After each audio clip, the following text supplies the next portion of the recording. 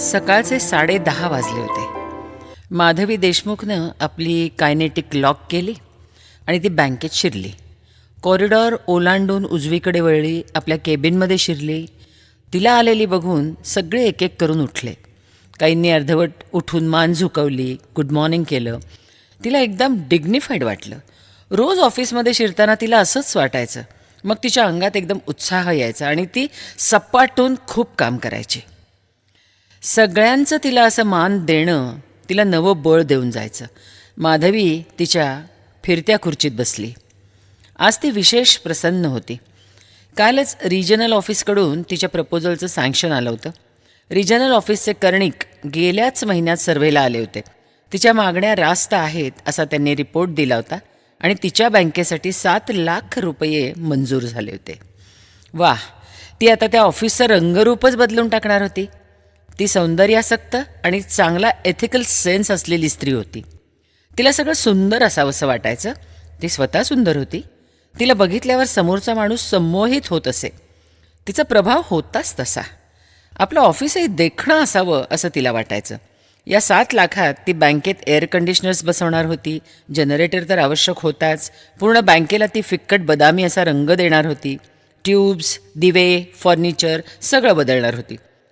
काही decorative pieces आणणार होती. आत्ता सध्या ना मेन हॉलमध्ये ओळीने काही फोटो लावले होते. गणपती, महात्मा गांधी, इंदिरा गांधी, नेहरू, टिळक, बाबासाहेब आंबेडकर, शिवाजी महाराज सगळेच थोर लोक एकत्र. त्यांना एकच मोठा हार आणि तो अगदी सुकून गेलेला, धुळीनं भरलेला. फोटो सगळे जुने झालेले, फ्रेम्सचा रंग उडालेला, फ्रेम्स विटक्या आणि खिळखिळ्या झालेल्या. तिथं स्वामी विवेकानंदांचा एक रेखीव पुतळा त्या कोपऱ्यात ठेवणार होती. त्याच्या शेजारी प्लास्टिकचा एक वेल सोडणार होती. काही इंडोर प्लांट्सच्या कुंड्या ठेवणार होती. ऑफिसामध्ये 5 कम्प्युटर्स होते. ते आणखीन 5 कम्प्युटर्स परचेस करणार होती.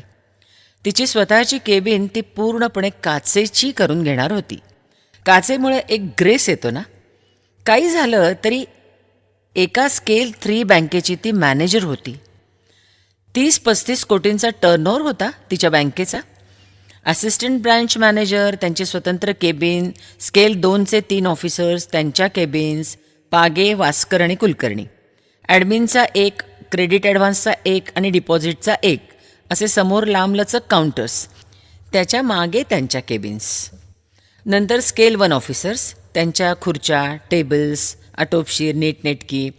कॅशियरची केबिन, क्लार्क लोकांच्या टेबल खुर्च्या, चौकीदार, जमादार, दफ्तरी, त्यांची फिरती स्टूलं आणि कस्टमर्सनी गजबजलेली बँक. हे सर्व आपल्या केबिनच्या काचेतून दिसलंच पाहिजे असं तिला वाटायचं. माधवीचे हात स्वच्छ होते. कोणताही भ्रष्टाचार तिच्या हातून झालेला नव्हता. त्यामुळे तिचं वागणं अतिशय निर्भीड होतं. जितकी ती कडक तितकीच शिस्तीची, तितकीच हळुवार मनाची सुद्धा होती. बँकेचा फायदा गोरगरिबांना व्हावा असं तिला नेहमीच वाटायचं. मग अंबुताई चव्हाणसारख्या गरीब स्त्रीला ती थोडं आउट ऑफ द वे जाऊन सुद्धा कर्ज द्यायची. तिच्या दारुड्या नवऱ्याला समजावायची. काही वेळा स्वतःच्या पगारातून त्यांच्या कर्जाचा हप्तासुद्धा भरायची. त्यांच्या मुलांच्या शिक्षणाला पैसेही द्यायची. अशी होती माधवी देशमुख. नीटनेटकी, कर्तव्यदक्ष, उत्साही. तिनं टेबलाकडं पाहिलं. टेबलावरची कामं बघून तिला स्फुरण चढलं. तिनं सगळ्यात आधी मस्टर उघडलं. सगळ्यांच्या सह्या चेक केल्या. तिच्या अपेक्षेप्रमाणे पवारच्या नावापुढं सही नव्हतीच. तिनं बेल वाजवली. तिच्या केबिनजवळ बसलेला जमादार घाईघाईनं उठला. तिच्या केबिनचं दार उघडून तिच्यासमोर उभा राहिला. ती म्हणाली, पवार अजून आले नाहीत? नाही मॅडम. सगळी कामं एकट्या बाजीरावनंच केली का? होय मॅडम. ठीक आहे. पवार आले की त्यांना मला भेटायला सांगा. होय मॅडम. तिनं इतर फायली पुढं ओढल्या. आता खूप उशिरापर्यंत ती कामच करत राहणार होती. मध्ये एकदा लंचवर आणि अधूनमधून होणारी कॉफी, बस इतकाच ब्रेक. रोज तसा उशीरच व्हायचा. रोजची कामं आटोपून ती, कॅशियर इन्चार्ज आणि ॲडमिन ऑफिसर एकदमच बाहेर पडायचे. आजही तसंच होणार होतं. आज स्टेट बँकेत कॅश घेऊन जायची होती. काही ॲडव्हान्स प्रपोजल्सची स्क्रुटिनी करायची होती. काही कर्जांची प्रकरणं होती. पारगावच्या बलुतेदारांची कर्ज प्रकरणं तिनं पुढं ओढली आणि खाली मान घालून फायली वाचण्यात गढून गेली. मधूनमधून तिची नजर काउंटरसमोरच्या कस्टमर्सवरून फिरत होती.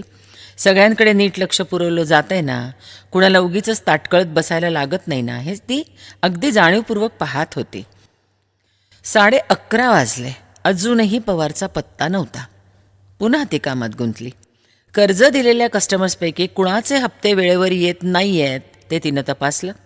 त्यांना आठवण करून द्यायची होती आणि मग नम्र शब्दात समजही द्यायची होती. फोन तर सतत सुरूच होते. अगदी महत्त्वाचेच फोन तिच्यापर्यंत यायचे. तरीही तिला बरेच फोन घ्यायला लागायचे. ती फोनवर बोलत होती, पण तिचं लक्ष मात्र घड्याळाकडे होतं. पवार अजून आला नव्हता. खरं तर बँक सुरू व्हायच्या आधीच त्याची ड्युटी सुरू होते. बँकेत स्टाफ येण्यापूर्वी काउंटर सफाई झाली पाहिजे, पण तसं काही होतच नव्हतं. पवार रोजच उशिरा येत होता आणि एकट्या बाजीरावची खूप धावपळ होत होती. तिला आठवण झाली, आज स्पॉटवर जायचंय. पंतप्रधान बेरोजगार योजनेअंतर्गत कर्ज द्यायचं होतं सुहास साळवीला. DICचे ऑफिसर किसन पाखरे तिच्याबरोबर यायचे होते. तिनं किसन पाखरेंना फोन लावला. पलीकडे रिंग वाजलेली तिनं ऐकली. ती त्यांच्याशी बोलणार तेवढ्यात पवार दिसला. तोंडात गुटखा, अस्ताव्यस्त शर्ट, बटणं उघडी, केस विस्कटलेले. संतापाची एक लाट तिच्या मस्तकात सरसरत गेली. किसन पाखरेंशी तिनं कसं बसं बोलून घेतलं. सुहास साळवींकडे दुपारी 3 वाजता जायचंय याची त्यांना आठवण करून दिली आणि फोन ठेवून दिला. जमादाराला बोलवून घेऊन पवारला केबिनमध्ये बोलावलंय असा निरोप दिला. पवार आला. तो आल्याबरोबर दारूचा अंबूस शिळा वास केबिनवर घमघमला. माधवीला वाटलं या वासामुळं आता आपल्याला उलटी होणार. आलेला उमासा गिळून टाकत तिनं विचारलं, पवार किती वाजले? तुमच्यासमोर घड्याळ आहे की आहे. मी तुम्हाला विचारतीये. 12 वाजून गेले. तुमची ड्युटी किती वाजता सुरू होते? 10:30 वाजता. मग काय, तुम्हाला 1.5 तास उशीर झालाय. होय झालाय. मग असा उशीर रोजच होतोय तुम्हाला. बाई, हिथं तुम्ही नवीन आहे म्हणून सांगतो.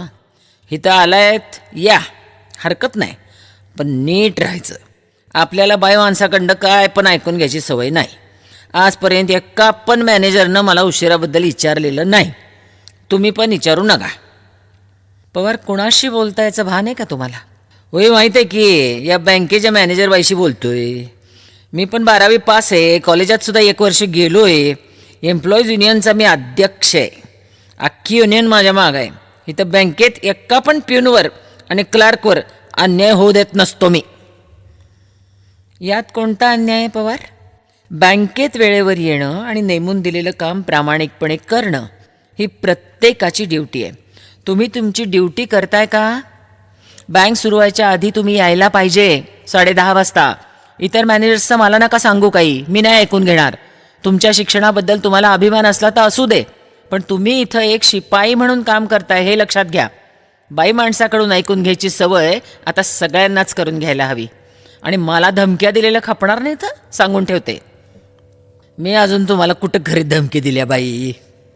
देऊन बघा ना, देऊन तर बघा आणि तोंड सांभाळून बोला.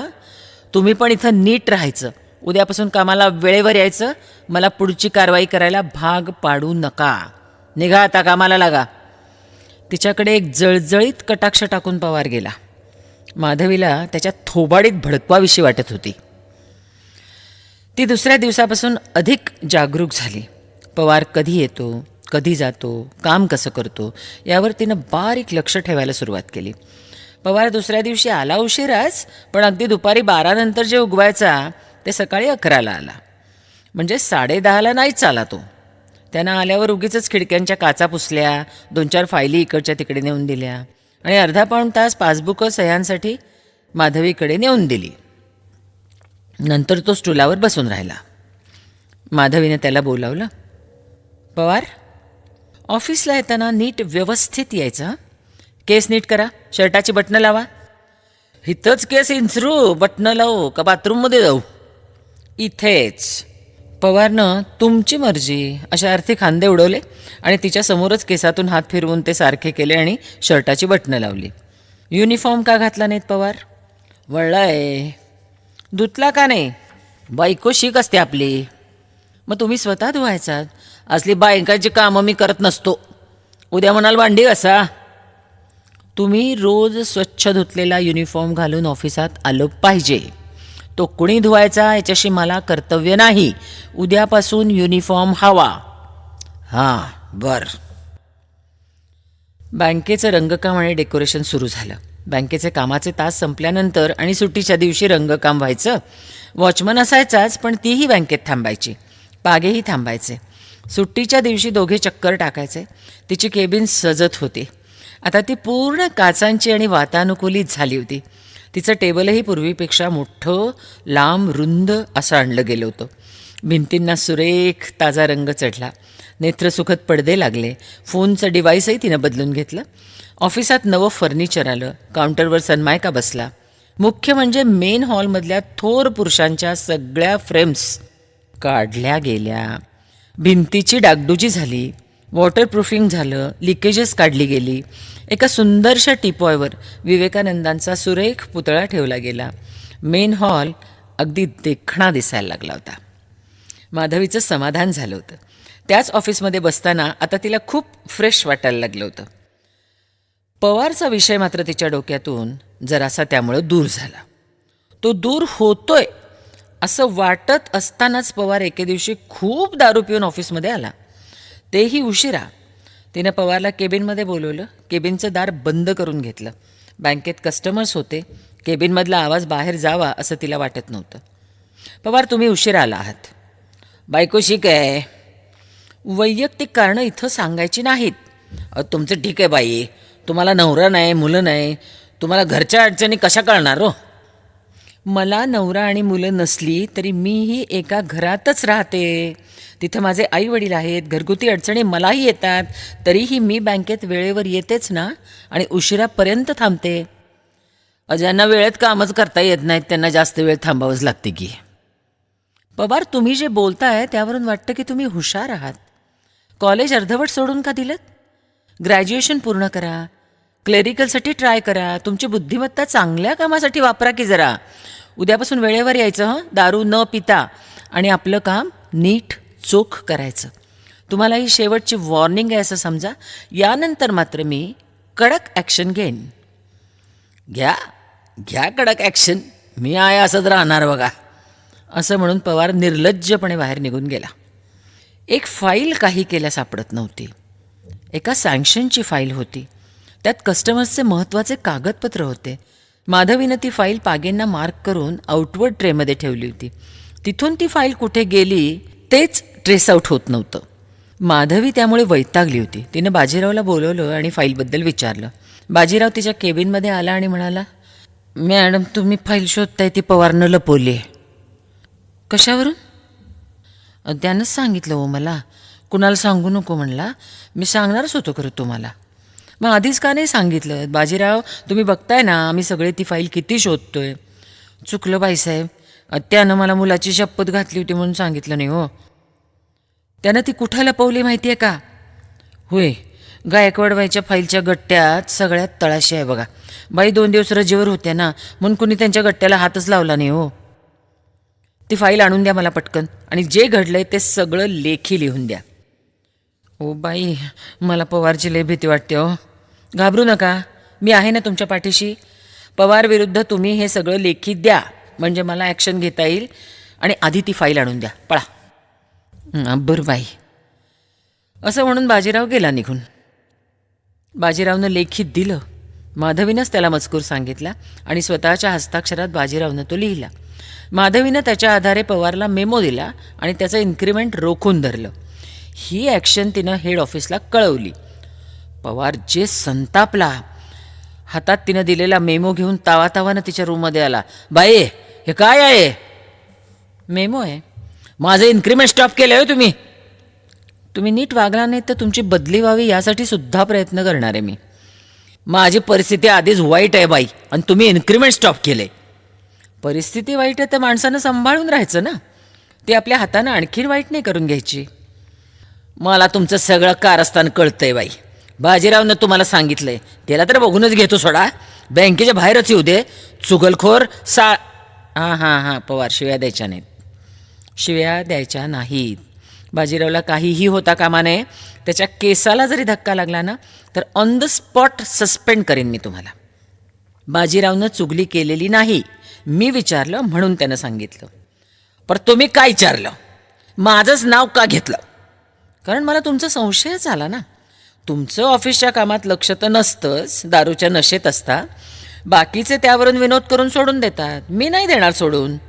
रोज साधी पासबुक आणि स्लिप्स माझ्यापर्यंत आणून द्यायला किती वेळ लावता? फाईल्सचा नेहमी गोंधळ करता. परवा वास्करांना द्यायची फाईल तुम्ही कुलकर्णींना दिलीत. ही फाईलसुद्धा मिसप्लेस झाली असेल असंच मला वाटलं, पण ती मुद्दाम तुम्ही लपवलीत. हा फार मोठा गुन्हा आहे, फार मोठा गुन्हा आहे पवार. तुम्हाला कल्पना आहे का? You have committed a great mistake. नोकरी घालवू शकते मी तुमची, पण तुम्हाला संधी देते. इन्क्रिमेंट रोखणं ही पनिशमेंट आहे. त्यातून शिका आणि शहाणे व्हा. बाई, तुम्हाला याचे परिणाम लय भोगावे लागणार, लय म्हणजे लय. मी धमक्यांना घाबरत नसते. बाई माणसानं पुरुष माणसाच्या वाटेला खरं म्हणजे कधीच जाऊच नाही. आपली पायरी ओळखून वागावं बघा, बाई माणसाप्रमाणे राहावं. Get out, get out at once, नाही तर धक्के मारून हाकलून देईन तुम्हाला. हे लक्षात ठेवा बाई, एक दिवस याच केबिनमधून बाहेर जाण्यासाठी तुम्हाला माझ्याच मिन्नत वाऱ्या कराव्या लागतील. माधवीच्या केबिनच्या दारात संकपाळ उभे होते. येऊ का आत मॅडम? या ना हो, विचारताय काय? कामात दिसताय. ते काय नेहमीचंच आहे, बसा, बोला, काय सेवा? पवार आलेले दिसत नाहीत बाई. काही काम होतं का त्यांच्याशी? मॅडम, त्यांनी माझ्याकडून पैसे उसने घेतलेत अहो. असं? किती? 5,000 रुपये. मोठी आहे रक्कम. 100-200 असते तर वेगळी होती गोष्ट. 100-200 भागण्यासारखं नव्हतं मॅडम. त्यांची बायको आजारी आहे, तिच्या पोटाचं कसलं तरी ऑपरेशन आहे हो. 5,000 रुपये लागणार आहेत असं म्हणाले, म्हणून मी उसने दिले. किती दिवस झाले? 2 महिने होऊन गेलो. म्हणजे बरेच दिवस झालेत. हो ना, 8 दिवसात परत करेन म्हणला होता. तुम्ही विश्वास ठेवलात त्याच्यावर? त्यानं डोळ्यात पाणी आणून पैसे मागितले मॅडम. मला दया आली हो, म्हणून दिले. मॅडम, माझ्याकडून पैसे घेताना तो म्हणला की त्यानं बँकेतून कर्ज मिळावं म्हणून अर्ज केला आहे. 8 दिवसात कर्ज मंजूर होईल, मग तो माझे पैसे परत देईल असं म्हणाला तो. कमालच आहे मॅडम, तुमच्याकडून अशी अपेक्षा नव्हती हो. माझ्याकडून कसली अपेक्षा? तुम्ही त्याचं कर्ज मंजूरच करत नाही आहात. अहो, त्यानं कर्जासाठी म्हणजे नव्या कर्जासाठी अर्जच केलेला नाही आहे. त्याच्यावर आधीचंच कर्ज आहे, त्याचंच डिडक्शन दरमहा चालू आहे. संकपाळ, तुम्ही त्याच्यावर विश्वास ठेवता आणि माझ्यावर अविश्वास दाखवताय का? तसं नाही मॅडम, पण पवारच म्हणाला की तुम्ही त्याच्या विरुद्ध आहात, त्याला खूप त्रास देता, त्याच्यावर वॉच ठेवता, त्याचं इन्क्रिमेंट तुम्ही स्टॉप केलं. तो गरीब माणूस आहे मॅडम, नडलेला. तुम्ही त्याच्या अडचणी वाढवताय, कर्ज मंजूर करत नाही आहे. तसं नाही आहे संकपाळ, तसं नाही आहे. त्याला नवं कर्ज देताच येणार नाही आहे. इथं माझ्या इच्छेचा प्रश्न येत नाही. अर्ज पाडून ठेवायला मुळात अर्ज केला तर पाहिजे. त्यानं अर्जच नाही केला आहे. पवार कर्जबाजारी माणूस आहे. बायको आजारी, पोटाचं ऑपरेशन, हे सगळं खोटं आहे. तो खोटं बोलतोय, दारू पितो, बायकोला मारतो. अहो, त्याच्यावर कसला विश्वास ठेवताय तुम्ही? मॅडम, म्हणजे माझे पैसे बुडले असं समजू का मी? तुमचं नाव त्यानं घेतलं म्हणून मी पैसे दिले. मी काहीच करू शकत नाही, सॉरी. म्हणजे पैसे गेले? मला नाही वाटत तो तुमचे पैसे फेडू शकेल. काहीतरी करावं मॅडम. मी फार तर पवारला सांगेन तुमचे पैसे द्या म्हणून. ठीक आहे मॅडम, तुम्ही त्याच्यावर निदान दबाव तरी आणा. संकपाळ निघून गेले. माधवी 1 मिनिटभर स्वस्थ बसली, थोडं पाणी प्यायली. स्वतःचा क्षोभ तिनं शांत केला आणि ती कामाला लागली. दिवसभर ती पवारची चौकशी करत होती. पवार गैरहजरच होता, तेही न सांगता. पवार, काल तुम्ही आला नाहीत. मेवण्याला लकवा मारला तर तिकडे गेलतो. ऑफिसात येत नाही असं कळवायला नको? आता सकाळपासूनच गेलतो, कधी कळवायचं? न कळवता गैरहजर राहिल्याबद्दल मी ॲक्शन घेऊ शकते. फोन तरी करायचात. आता सकाळी ऑफिस उघडं असतं का? घरी करायचात. काय माहीत तुम्हाला आवडतं का नाही घरी केलेलं. पवार, ऑफिसच्या कामासाठी मी कधीही तयार असते. रात्री 12 वाजता सुद्धा फोन केला तरीही मी कधीच रागावणार नाही. मी आज पण रजाच टाकणार आहे. बिनपगारी होईल बरं का. का? अहो तुमच्या रजा शिल्लक नाही आहेत. बघतो, मानेबाईंकडे जाऊन विचारतो. पवार जायला वळला. माधवीनं त्याला हटकलं. पवार, 1 मिनिट. आपले एक कस्टमर आहेत संगपाळ, त्यांच्याकडून पैसे घेतलेत तुम्ही 5,000? हो घेतले. मग ते परत कधी करणार? ते माझं मी बघून घेईन. तुमचं तुम्ही बघून घेत असतात तर ठीकच होतं हो. पण संगपाळ माझ्याकडे आले होते, ते कळलंय मला. तुम्ही कर्जासाठी अर्ज केला आहेत आणि मी तो मंजूर करत नाही आहे असं खोटं का सांगितलं तुम्ही त्यांना? आता खरं बोलून त्यानं पैसे दिले असते का मला? पण माझ्याबद्दल असं का बोललात तुम्ही? तुम्ही माझ्याबद्दल त्यांच्याजवळ काय काय बोललात बाई? मी दारू पितो. पित नाही तुम्ही? माझ्या पैशानं पितो आणि ऑफिसच्या बाहेर पितो. ऑफिसात बसून पित नाही. मी खोटं बोलतो. संगपाळचे पैसे मी परत करणार नाही. मी बायकोला मारतो. काय काय बोलला तुम्ही? मारत नाही तुम्ही? माझ्या बायकोला मी मारतो, दुसऱ्यांच्या बायकोला तर मारत नाही ना. बायकांची जात मारलं तरच वाटणीवर राहते. पायातली वाहनच आहे ती, पायातच पाहिजे. मी पण एक बाई आहे पवार, नीट बोलायला शिका. बाई, मी एम्प्लॉईज युनियनचा अध्यक्ष आहे. माझ्या वाटेला तुम्ही जाऊ नका, मी सांगतोय. तुम्ही माझ्यावर ॲक्शन घेऊनच दाखवा नुसतं, तुम्हाला बघतोच मी. माधवी ताडकन उभी राहिली. तिच्या मुठी आवळल्या गेल्या. पवारबद्दलचा तिरस्कार तिच्या डोळ्यात साठून आला. ती तार स्वरात ओरडली, गेट आउट, गेट लॉस्ट. माधवीचं अजून लग्न नव्हतं झालं. आपल्या करिअरच्या मागेच ती होती. बँकेच्या परीक्षा देत देत आज ती बँक मॅनेजर झाली होती. झोनल ऑफिसतर्फे घेतल्या गेलेल्या परीक्षेत आणि मुलाखतीत ती उत्तीर्ण झाली होती. ती स्केल 2 वरून स्केल 3 वर गेली होती. आता तिच्या मनात लग्नाचे विचार येत होते. तिची तिशी उलटून गेली होती. तिच्या आईवडिलांना काही प्रपोजल्स येत होती. त्यांनी तिच्यासमोर ती ठेवली होती. जिल्हाधिकारी, DSP, उद्योगपती अशी स्थळं तिला यायची. ह्या शनिवारी परस्परांना भेटण्याचा कार्यक्रम होता. माधवीनं रजा टाकली. तिची रजा मंजूर झाली. शुक्रवारला जोडून सेकंड सॅटर्डे आणि संडे अशी 3 दिवस तिला आता सुट्टी होती. आज गुरुवार. ती खूप आनंदात होती. ओळीनं 3 दिवस सुट्टी मिळणार होती, विश्रांती मिळणार होती, आईबाबा भेटणार होते. तो कसा आहे याचीही उत्सुकता होती. फोटो तर तिला खूप आवडला होता. माधवीला वाटत होतं बहुधा इथंच लग्न जमेल. आज गुरुवार. ती नेहमीचं काम करत असताना तिला एक फोन आला. हॅलो मॅडम देशमुख, मी एम्प्लॉईज युनियनचा उपाध्यक्ष बोलतोय, काशीनाथ कुंभार. तुमची अपॉइंटमेंट हवी आहे. कशासाठी? आम्ही उद्या तुम्हाला भेटायला येतोय. या, आपण उद्या नको, मी रजेवर जाते, सोमवारी या. आमचं उद्याच काम होतं देशमुख मॅडम. मी रजेवर जाते. काय पळून चाललात का काय? शळाप. कोण बोलताय तुम्ही? लक्षात नाही का? मॅडम मगाशी सांगितलं की तुम्हाला, एम्प्लॉईज युनियनचा उपाध्यक्ष काशीनाथ कुंभार. आम्ही येणार म्हणून पळून चाललात का काय असं विचारलं. उगीच गंमत म्हणून विचारला. रागावलात का काय? मिस्टर काशीनाथ कुंभार, मी रिजनल ऑफिसकडे रीतसर रजा टाकली आहे. ती मंजूर झाली आहे. ती माझी हक्काची रजा घेऊन मी चालली आहे. तुमची भाषा बरोबर नाही आहे.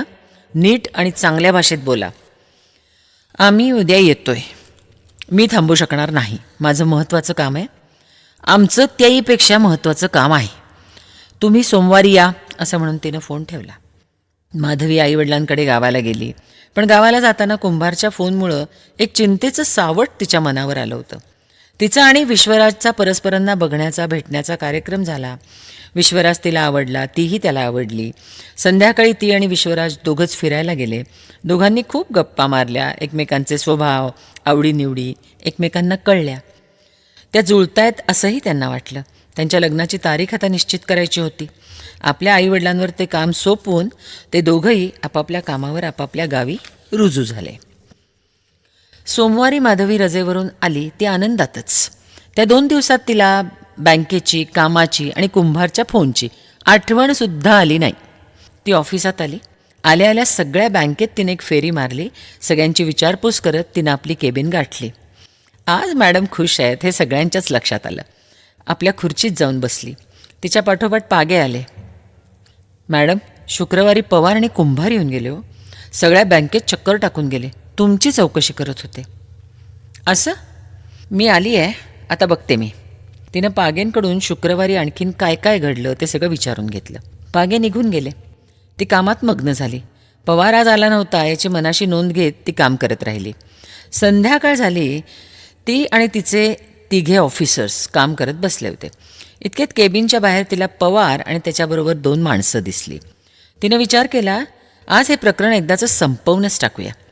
पवार एरवी त्रास देतच होता, आता युनियनतर्फे तिच्यावर दबाव आणायचा तो बहुतेक प्रयत्न करत होता. एकदा त्याच्याशी बोलणं व्हायचं ते होऊनच जाऊ दे असा विचार करून तिनं त्या तिघांना आत बोलावलं. ते आत गेले. आम्ही बसावं का? बसा, बाय ऑल मीन्स, ती मुद्दाम इंग्रजीत बोलली. मी काशीनाथ कुंभार, युनियनचा उपाध्यक्ष. Glad to meet you mister Kumbhar. हे तुमच्या इथं काम करणारे mister Pawar. I know him of course. आणि हे तिसरे बाळासाहेब माने, हे आमचे secretary. Will you prefer tea और कोल्ड ड्रिंक्स? आम्हाला काय नको आहे बाई. आम्ही शुक्रवारी आलो होतो, तुम्ही नव्हतात. I was on leave. I told you on phone that day mister Kumbhar. बाई जरा मराठीत बोला, आम्हाला इंग्रजी कळत नाही. मग होईल काय, तुम्ही काय बोलताय ते आम्हाला समजणारच नाही हो, मग उपयोग काय? मी रजेवर होते मिस्टर कुंभार. आम्ही तुम्हाला थांबायला सांगितलं होतं. तुम्ही मला थांबायला किंवा जायला नाहीच ना सांगू शकत, त्यासाठी माझं हेड ऑफिस आहे. आम्ही थांबा सांगूनही तुम्ही गेलात. आम्ही येतो म्हटलं होतं, आलो होतो. त्या दिवशी येऊ नका असं सांगूनही तुम्ही आला होतात आणि आजही अपॉइंटमेंट न घेताच आला आहात. मला तुमच्याशी बोलायला वेळ आहे की नाही याची चौकशी नको करायला? वेल, तुमच्याशी बोलेन मी. असो, काय काम आहे बोला. आमच्या पवार साहेबांना तुम्ही त्रास देताय असं कळलंय. बँकेचे काही नियम आहेत, त्यानुसार माझ्या हाताखालच्या माणसांकडून काम करवून घेणं यासाठी बँकेने माझी नेमणूक केली आहे. मी माझं काम करते, त्याला त्रास देणं असं म्हणतच नाहीत. नियम पाळून काम जर नाही केलं तर कुठलंच ऑफिस नीट चालणार नाही कुंभार. पवार बघा बाई कशा कर्तव्यदक्ष आहेत, नियम पाळून काम करतात बरं काय. पवार वेळेवर कामावर येत नाहीत, काम नीट करत नाहीत, सारखे रजेवर जातात. आत्ताही ते रजेवरच आहेत. आत्ताचं बोलायचं नाही बरं बाई, आत्ताचं बोलायचं नाही. आमच्या पवारसाहेबांनी युनियनचं काम करण्यासाठी रजा टाकली आहे, अर्ज न करता. तेवढ्यात फोन वाजला. तिनं रिसिव्हर उचलण्यापूर्वी कुंभारनं खटकन तो फोन कट केला आणि तिच्यासमोरून फोन उचलून स्वतःसमोर ठेवला. त्याच्यावर आपला भक्कम हात ठेवून तो म्हणाला, बाई आता हिथून पुढं आम्ही इथं असेच तो पत्तोर तुम्ही कुणाला पण फोन करायचा नाही आणि कुणाचा पण फोन घ्यायचा नाही. फोन आता आमच्या ताब्यात राहील, आम्ही म्हणू तसं आता वागायचं. कळलं? माधवीच्या लक्षात आलं, केबिनमधल्या माणसांची संख्या वाढती आहे. सुरुवातीला ते 3 आत आले, मग आणखीन 2 आले, तिची परवानगी न घेताच. नंतर आणखीन 5 जण आले, तरी तिनं दुर्लक्ष केलं. माधवीला वाटलं तिचं चुकलं का. ती पवारबद्दल बोलत होती तेव्हा आणखी 5-6 जण आले होते. ती बँकेच्या कामकाजाविषयी बोलत होती तेव्हा तिथं आणखीन 3 आले होते. येस, तिच्याही लक्षातच आलं नव्हतं. फोन वाजला तेव्हा 2 जण, नंतर 3 जण. फोन कुंभारनं उचलून स्वतःसमोर ठेवला तेव्हा आणखीन 4. बघता बघता केबिनमध्ये बरीच माणसं घुसली होती की. माणसांनी केबिन भरूनच गेली. तिच्या खुर्चीच्या मागे पुढे आसपास माणसंच माणसं. केबिनचं दार आतून बंद केलं होतं. ती एकटी मध्यभागी, अगदी एकटी. बाहेरच्या जगाशी संपर्क नाही. एक काचबंद खोली, ती कोंडली गेलेली. तिची परिस्थिती विलक्षण विचित्र. तिच्या लक्षात आलं, तिला घेराव घातला गेला होता. कुंभार तिच्याकडं रोखून पाहत म्हणाला, बाई ही सगळी आमच्या युनियनची माणसं आहेत. माधवी खरं तर मनातून खूप घाबरली होती. असा प्रसंग आपल्या आयुष्यात येईल अशी तिनं कधी कल्पनाही नव्हती केली. तिला पवारचे शब्द आठवले, बाई एक दिवस असा येईल की या केबिनमधून बाहेर पडण्यासाठी तुम्हाला माझी मिन्नतवारी करावी लागेल. पण तिनं क्षणार्धात भीतीवर ताबा मिळवला. मनाशी एक निश्चय केला, या लोकांसमोर आपण पराजित व्हायचं नाही. तिनं विचार केला, परिस्थितीचा जरा अंदाज घेतला. तिचे ऑफिसर्स आपापल्या केबिनमध्ये आहेत तिचा जमादार बाहेर दारापाशी आहे, तो तिला मदत करू शकतो त्याच्या लक्षात जर आलं तर. त्याची कदाचित युनियनवाल्यांना आतून सहानुभूतीसुद्धा असू शकते. त्याला काही गृहीत धरून उपयोग नाही. तिचे ऑफिसर्स विशेषतः पागे नक्कीच पोलिसांना फोन करतील आणि मदत मागवतील. ती कोणत्या संकटात आहे हे त्यांना कळेपर्यंत आणि पोलीस येईपर्यंत तिला एकटीलाच तोंड द्यायचं होतं. चेहरा वर करणी शांत ठेवत ती म्हणाली, तुमच्याशी चर्चा करायला मी तयार आहे. चर्चेनं प्रश्न सुटतात यावर माझा विश्वास आहे. चर्चा ना करूया की, आमची तयारीच आहे, कुंभार म्हणाला. बोला. तुम्ही पवार साहेबांना त्रास देता कारण तुमच्या मनात दलितांबद्दल आकस आहे. तुम्ही त्यांना पनिशमेंट दिली. मुळीच नाही. पवारांनी जे केलं ते कुणीही केलं असतं तरी मी त्या माणसाला पनिशमेंट दिलीच असती.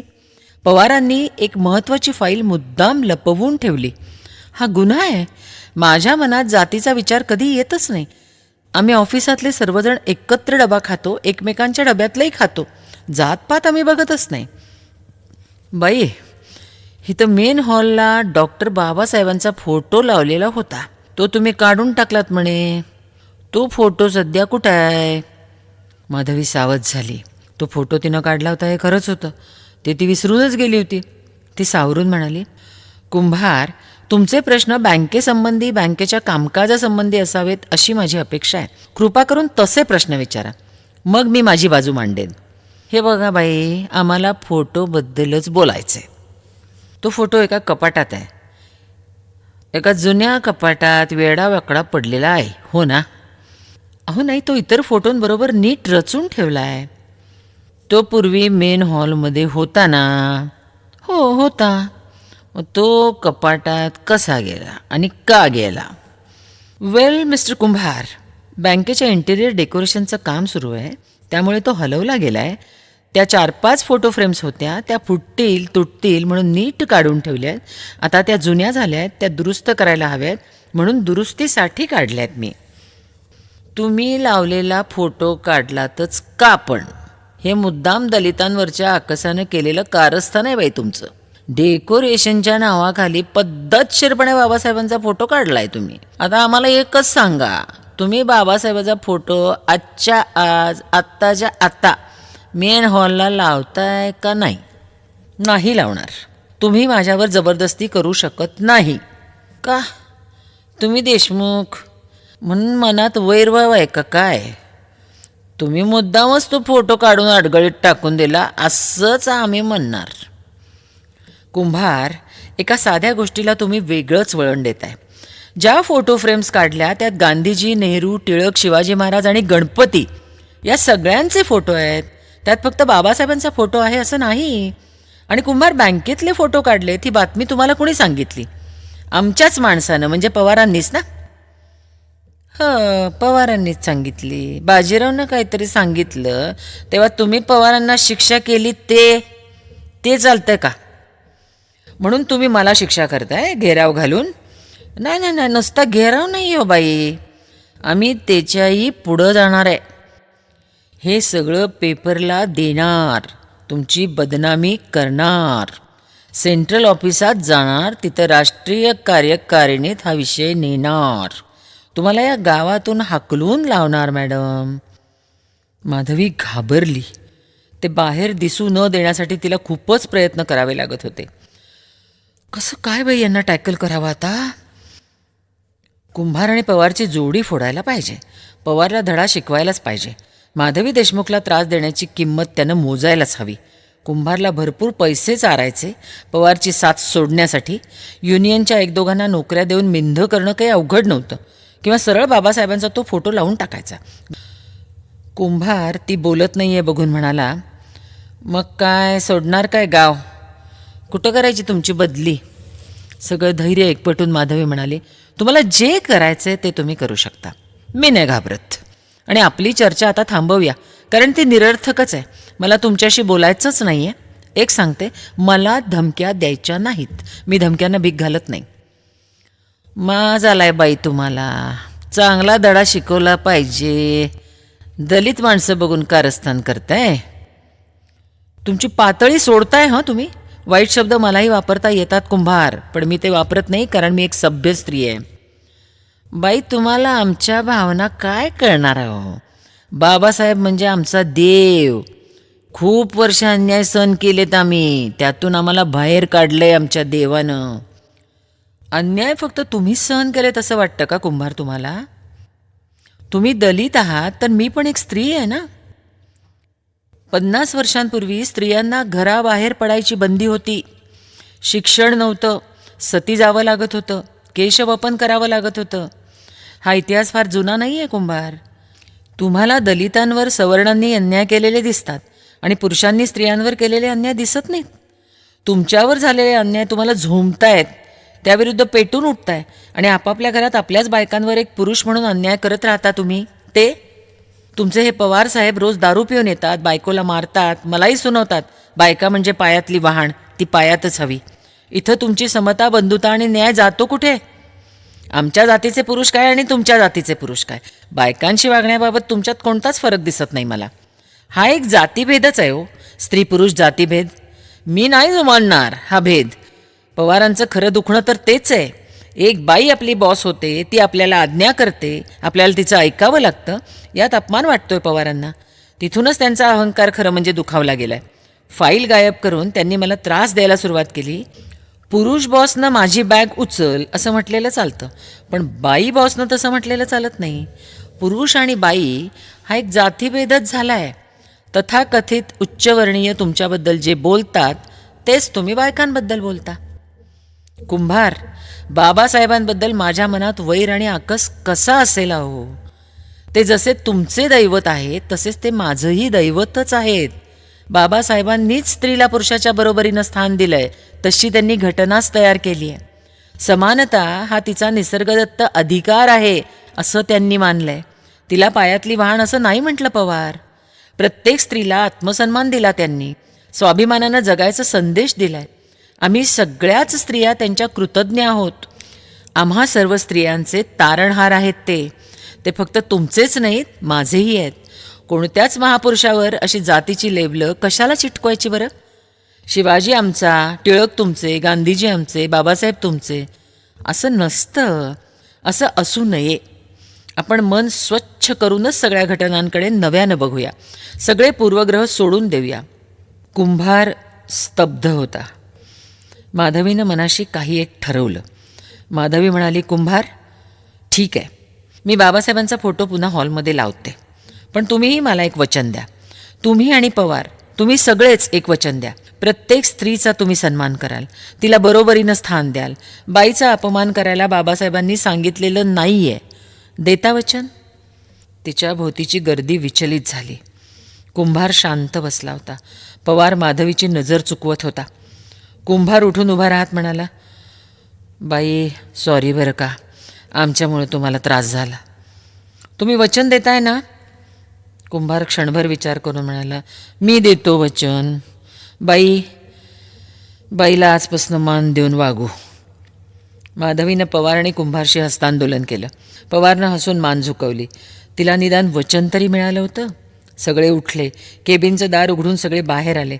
माधवीनं पाहिलं, तिच्या अपेक्षेप्रमाणे पोलीस आले होते. माधवी पोलिसांना म्हणाली, सॉरी हां, माझ्या ऑफिसर्सनी चुकून तुम्हाला बोलावलं. त्यांचा जरा गैरसमज झाला असावा. तुम्ही जाऊ शकता. आम्ही सगळे फक्त चर्चा करत होतो. सगळं व्यवस्थित आहे. Some negotiations, you know, only discussion.